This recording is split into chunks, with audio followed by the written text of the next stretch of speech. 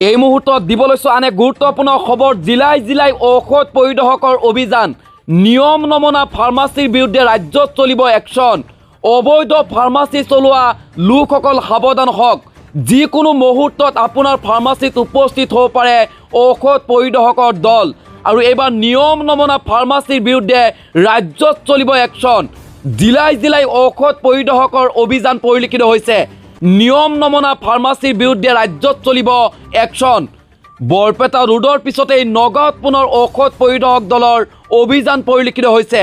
আয়ুৰ্বিজন নামৰ পাইকাৰী ঔষধ ফাৰ্মাচীখনত চলিল অভিযান।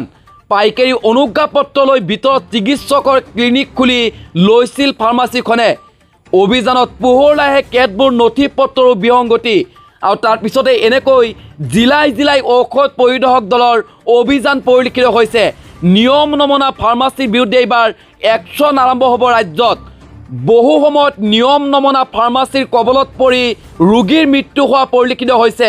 আৰু তাৰ পিছতে এতিয়া জিলাই জিলাই অবৈধ ফাৰ্মাচীৰ বিৰুদ্ধে একশ্যন আৰম্ভ কৰিছে ঔষধ পৰিদৰ্শক দলে।